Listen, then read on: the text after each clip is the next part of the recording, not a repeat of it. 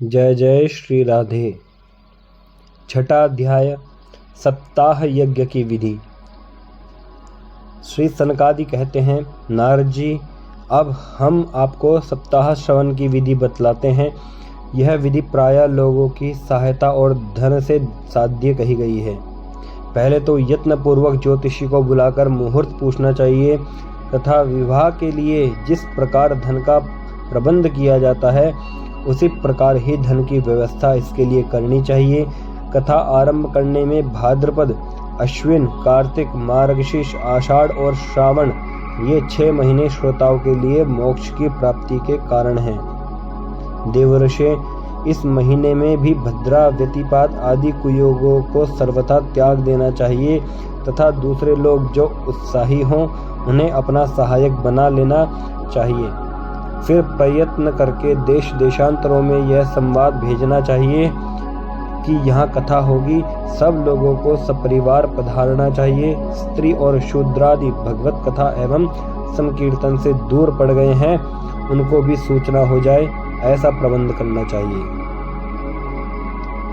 देश देश में जो विरक्त वैष्णव और हरि कीर्तन के प्रेमी हों उनके पास निमंत्रण पत्र अवश्य भेजें। उसे लिखने की विधि इस प्रकार बताई गई है। महानुभावों, यहाँ 7 दिन तक सत्पुरुषों का बड़ा दुर्लभ समागम रहेगा और अपूर्व रसमयी श्रीमद् भागवत की कथा होगी। आप लोग भगवत रस के रसिक हैं, अतः श्री भागवतामृत का पान करने के लिए प्रेम पूर्वक शीघ्र ही पधारने की कृपा करें।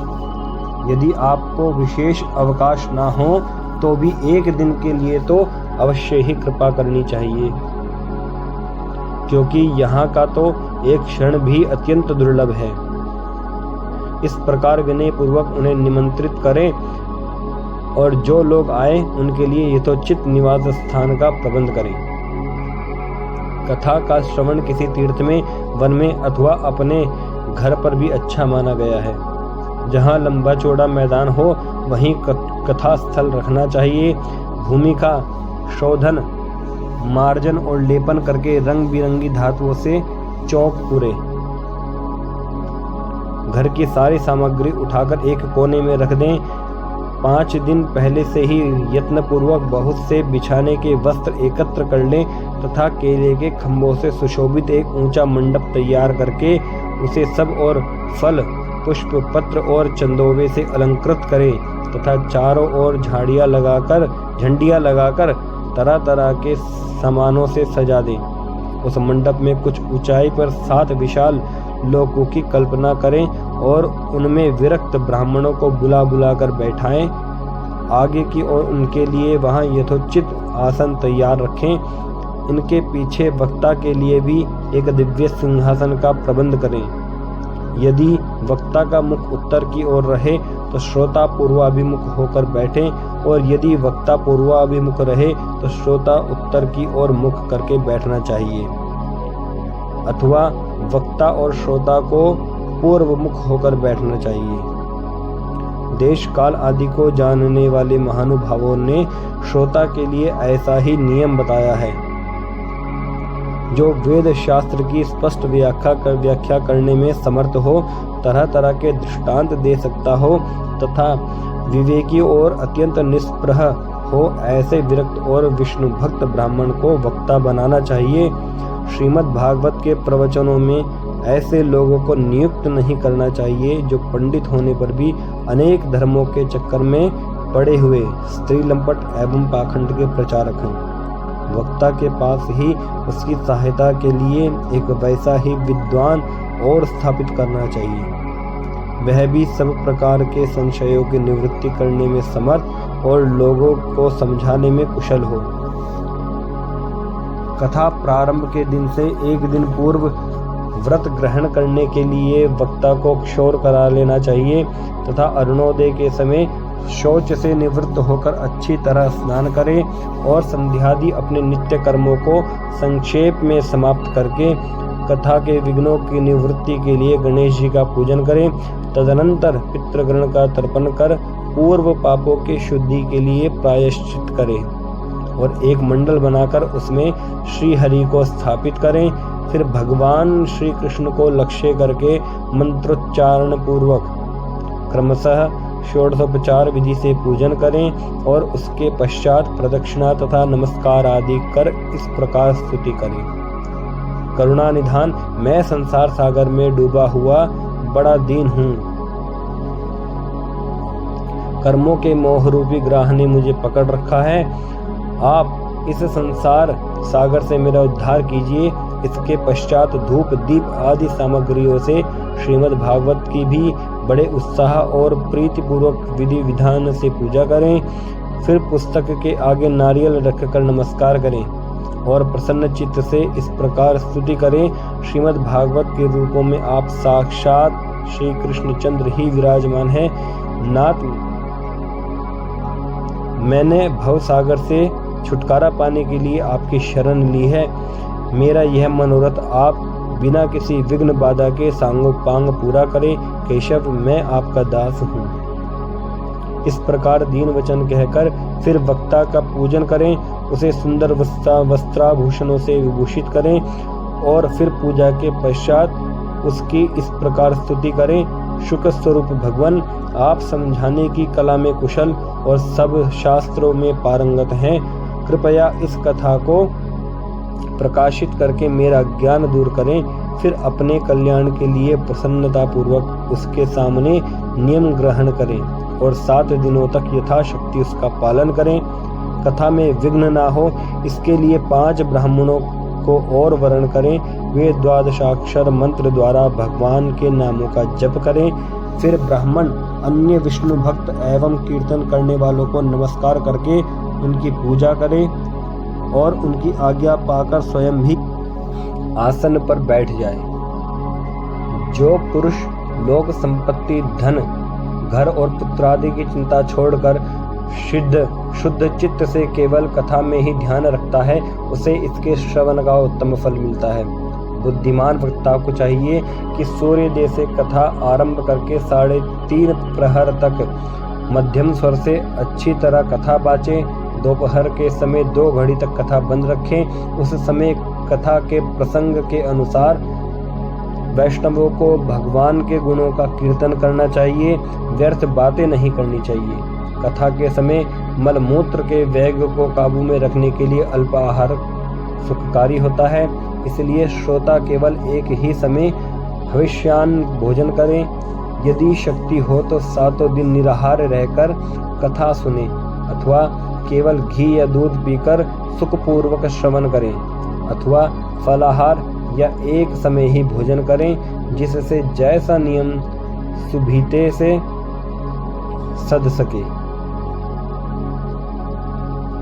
उसी को कथा श्रवण के लिए ग्रहण करें। मैं तो उपवास की अपेक्षा भोजन करना अच्छा समझता हूँ, यदि वह कथा श्रवण में सहायक हो।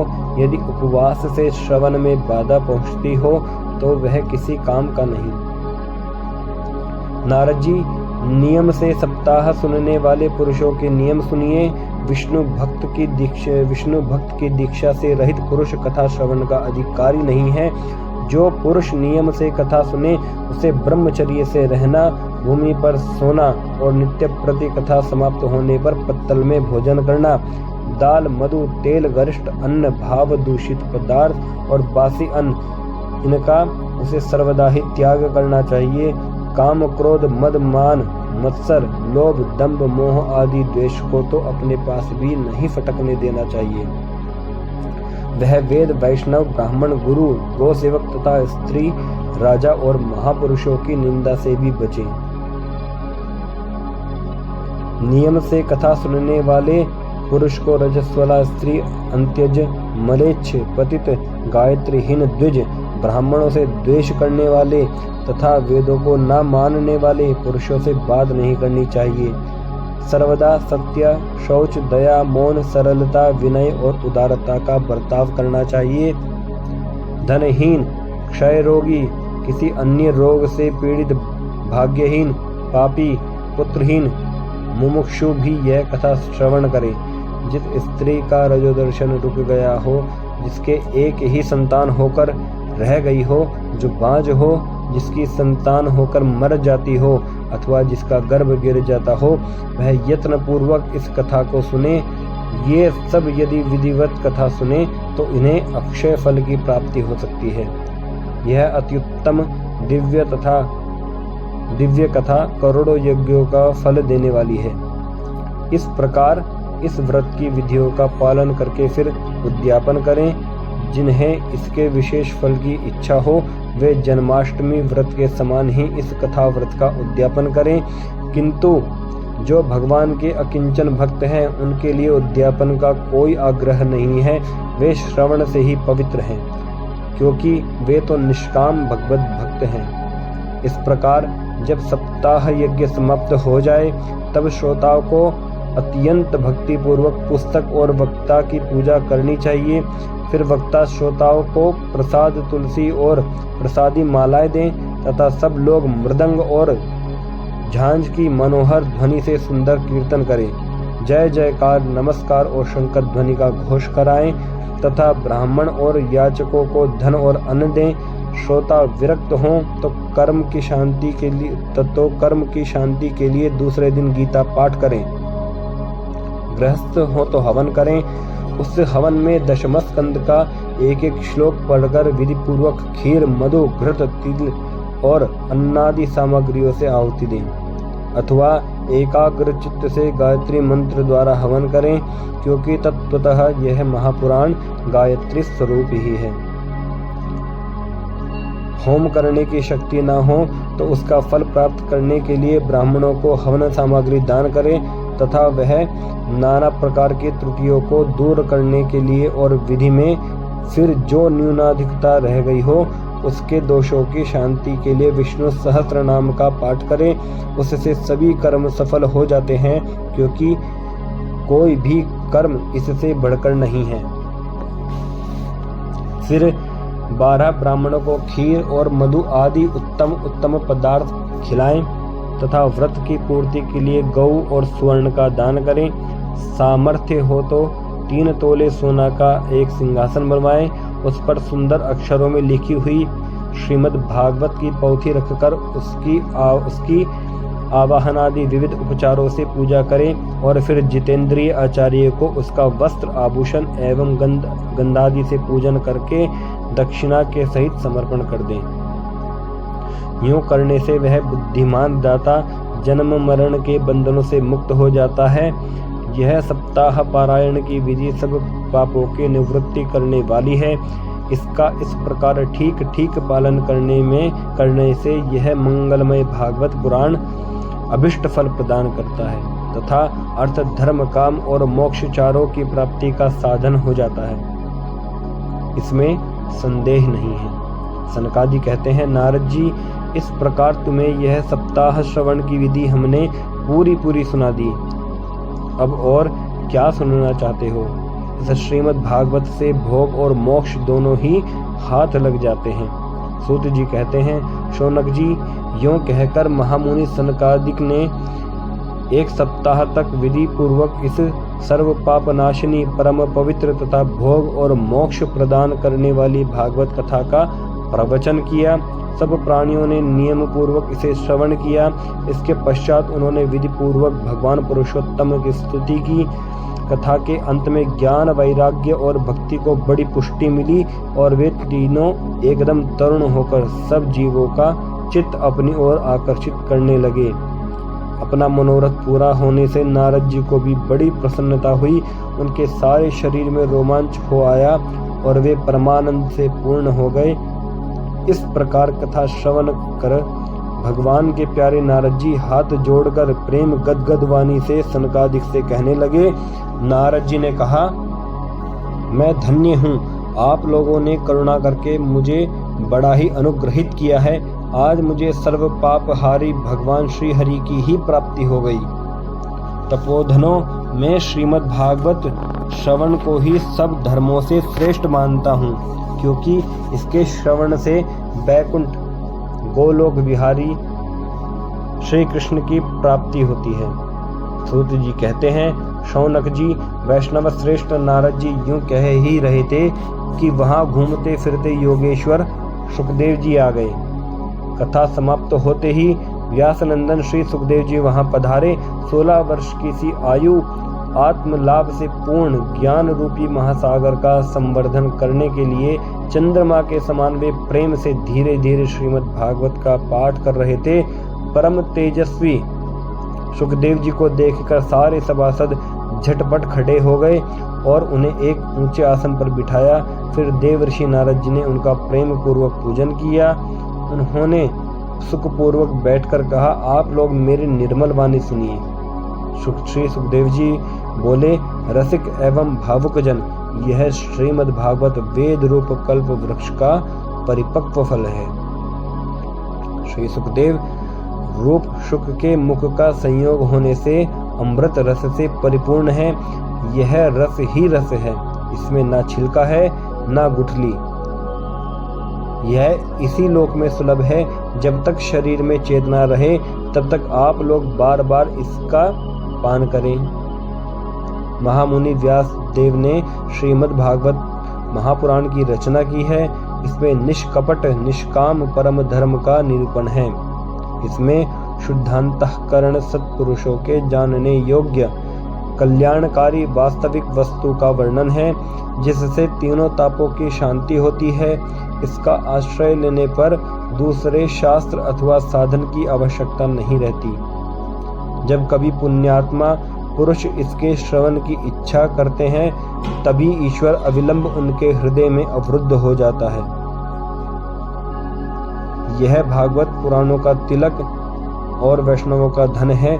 इसमें परमहंसों के प्रायः विशुद्ध ज्ञान का ही वर्णन किया गया है तथा ज्ञान वैराग्य और भक्ति के सहित निवृत्ति मार्ग को प्रकाशित किया गया है। जो पुरुष भक्ति पूर्वक इसके श्रवण पठन और मनन में तत्पर रहता है, वह मुक्त हो जाता है। यह रस स्वर्गलोक, सत्यलोक, कैलाश और बैकुंठ में भी नहीं है। इसलिए भाग्यवान श्रोताओं, तुम इसका खूब पान करो, इसे कभी मत छोड़ो, मत छोड़ो।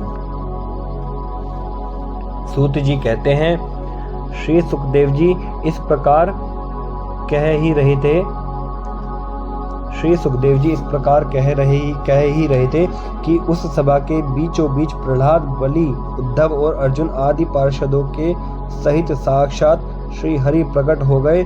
तब देवर्षि नारद ने भगवान और उनके भक्तों की यथोचित पूजा की।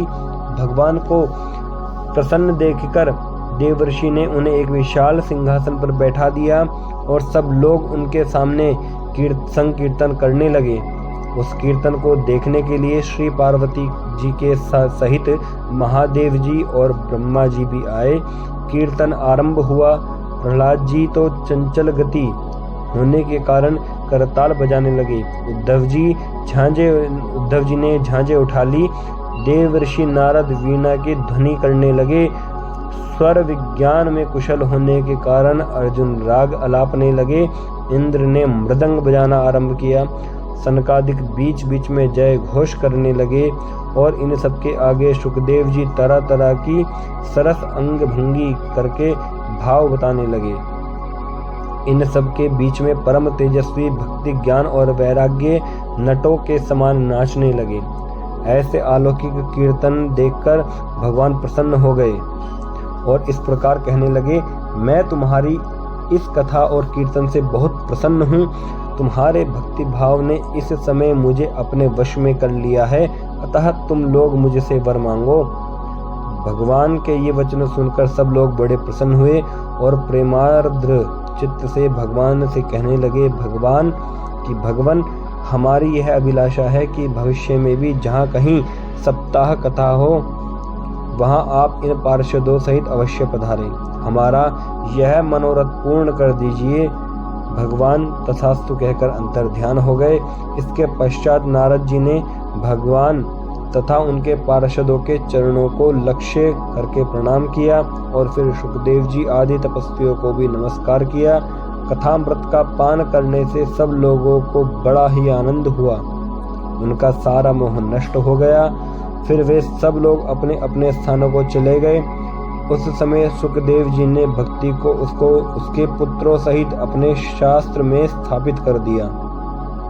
इसी से भागवत का सेवन करने से श्री हरि वैष्णवों के हृदय में आ विराजते हैं। जो लोग दरिद्रता के दुख ज्वर की ज्वाला से दग्ध हो रहे हैं, जिन्हें माया पिशाची ने रौंद डाला है तथा जो संसार समुद्र में डूब रहे हैं, उनका कल्याण करने के लिए श्रीमद् भागवत सिंहनाद कर रहा है। शौनक जी ने पूछा, सूत जी, सुखदेव जी ने राजा परीक्षित को, गोकर्ण ने धुंधकारी को और सनकादिक ने नारद जी को किस किस समय यह ग्रंथ सुनाया था? मेरा यह संशय दूर कीजिए। सूत जी ने कहा, भगवान श्री कृष्ण के स्वधाम गमन के बाद कलियुग के 30 वर्ष से कुछ अधिक बीत जाने पर भाद्रपद मास की शुक्ला नवमी को सुखदेव जी ने कथा आरंभ की थी। राजा परीक्षित के कथा सुनने के बाद कलियुग के 200 वर्ष बीत जाने पर आषाढ़ मास की शुक्ला नवमी को गोकर्ण जी ने यह कथा सुनाई थी। इसके पीछे कलियुग के 30 वर्ष और निकल जाने पर कार्तिक शुक्ला नवमी से सनकादिक ने कथा आरंभ की थी। निष्पाप शौनक जी, आपने जो कुछ पूछा था उसका उत्तर मैंने आपको दे दिया। इस कलयुग में भागवत की कथा भवरोग की रामबाण औषध है। संतजन, आप लोग आदर पूर्वक इस कथामृत का पान कीजिए। यह श्री कृष्ण को अत्यंत प्रिय, संपूर्ण पापों का नाश करने वाला, मुक्ति का एकमात्र कारण और भक्ति को बढ़ाने वाला है। लोक में अन्य कल्याणकारी साधनों का विचार करने और तीर्थों का सेवन करने से क्या होगा? अपने दूतों को हाथ में पाश लिए देखकर यमराज उनके कान में कहते हैं, देखो, जो भगवान की कथा वार्ता में मत हो रहे हों उनसे दूर रहना। मैं औरों को ही दंड देने की शक्ति रखता हूँ, वैष्णवों को नहीं। इस असार संसार में विषय रूप विष की आसक्ति के कारण व्याकुल बुद्धि वाले पुरुषों, अपने कल्याण के उद्देश्य से आधे क्षण के लिए भी इस शुक कथा रूप अनुपम सुधा का पान करो। प्यारे भाइयों, निंदित कथाओं से युक्त कुपथ में व्यर्थ ही क्यों भटक रहे हो? इस कथा के कान में प्रवेश करते ही मुक्ति हो जाती है। इस बात के साक्षी राजा परीक्षित हैं। श्री सुखदेव जी ने प्रेम रस के प्रवाह में स्थित होकर इस कथा को कहा था। जिसके कंठ से संबंध हो जाता है वह वैकुंठ का स्वामी बन जाता है। शौनक जी, मैंने अनेक शास्त्रों को देखकर आपको यह परम गोप्य रहस्य अभी अभी सुनाया है। सब शास्त्रों के सिद्धांतों का यही निचोड़ है। संसार में इस शुक शास्त्र से अधिक पवित्र और कोई वस्तु नहीं है। अतः आप लोग परमानंद की प्राप्ति के लिए इस द्वादशास्कंद रूप रस का पान करें। जो पुरुष नियम पूर्वक इस कथा का भक्ति भाव से श्रवण करता है, जो शुद्धांतःकरण भगवत भक्तों के सामने इसे सुनाता है, वे दोनों ही विधि का पूरा पालन करने के कारण इसका यथार्थ फल पाते हैं। उनके लिए त्रिलोकी में कुछ भी असाध्य नहीं रह जाता। श्रीमद् भागवत महात्म्य समाप्त। हरि ओम तत्सत। जय जय श्री राधेश्याम।